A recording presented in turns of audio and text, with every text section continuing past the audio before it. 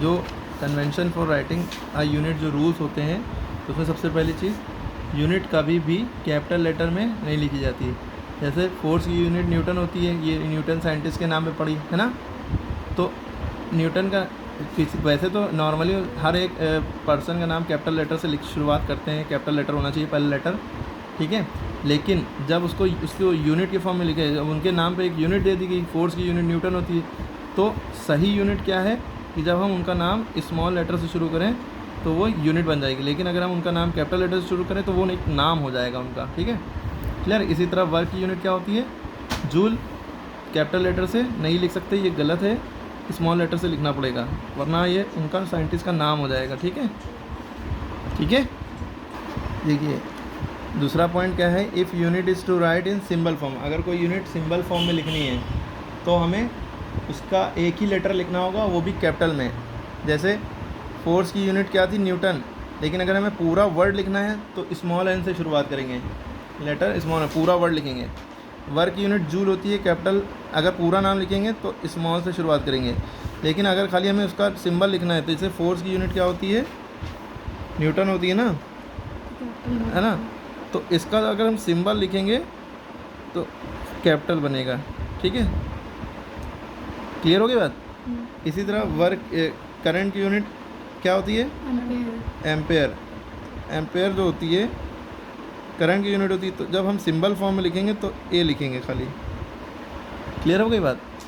ये याद रखनी है, किसी साइंटिस्ट के नाम पे है तो कैपिटल में रहेगी, लेकिन अगर साइंटिस्ट के नाम पे नहीं है, जैसे न्यूटन जो है साइंटिस्ट है, इनके नाम पे एम्पेयर एक रह चुके हैं, उनके नाम पे है तो ए कैपिटल। लेकिन वही मीटर कोई साइंटिस्ट थोड़ी ना है। जैसे लेंथ की यूनिट क्या होती है, लेंथ की यूनिट क्या होती है, मीटर होती है ना, तो मीटर कोई साइंटिस्ट तो है नहीं, तो इनकी जो सिंबल जो होगा वो स्मॉल रहेगा। इसी तरह टाइम की यूनिट क्या होती है, सेकेंड, ठीक है, इसका जो सिंबल रहेगा वो भी स्मॉल एस रहेगा, ठीक है, क्लियर होगी बात।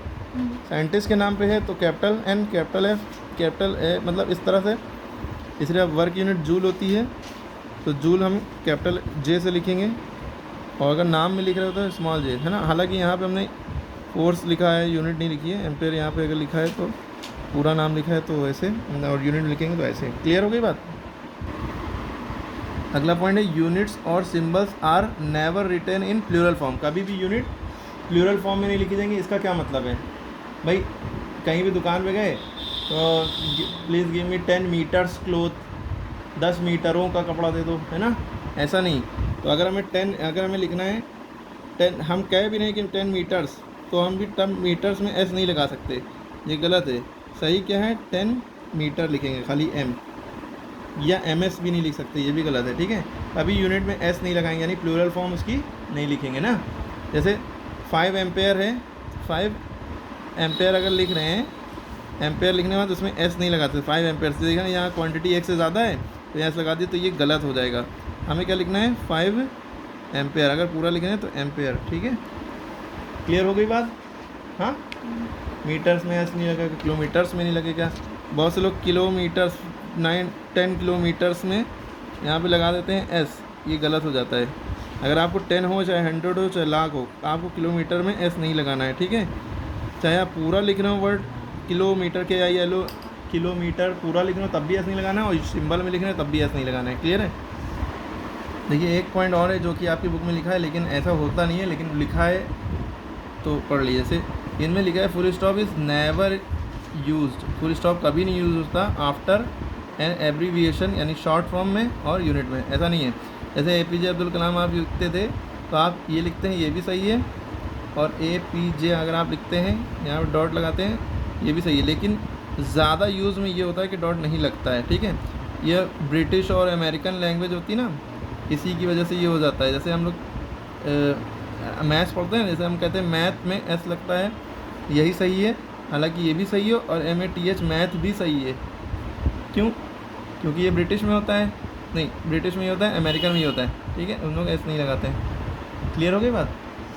फिर बहुत सी ऐसी चीज़ें हैं जो अलग अलग भाषा में यूज़ होती हैं, तो वो सही हम लोग गलत कहते हैं। हालांकि हम लोग जो फॉलो करते हैं वो ब्रिटिश वाला चीज़ें, ब्रिटिश वाली चीज़ें फॉलो करते हैं, ठीक है। तो full stop is never use after an abbreviation और यूनिट, हालांकि बुक में लिखा है तो आप ना यूज़ करिए, लेकिन यूज़ कर सकते हैं, ठीक है। तो इसका मतलब ये है, जैसे आपको लिखना है वॉल्यूम जैसे वॉल्यूम की यूनिट सीसी होती है ना, क्यूबिक सेंटीमीटर, जैसे 10 क्यूबिक सेंटीमीटर है तो सीसी लिखा जाएगा, है ना। अगर आपने C.C लिख दिया तो गलत हो जाएगा, ये कहने का मतलब है। अगर आपने जो है किसी की यूनिट लिखी है एटॉमिक मास यूनिट AMU, तो ये सही है। अगर आपने ऐसे लिख दिया A.M.U, ये गलत हो जाएगा, ठीक है, बुक के अकॉर्डिंग। क्लियर हो गई बात?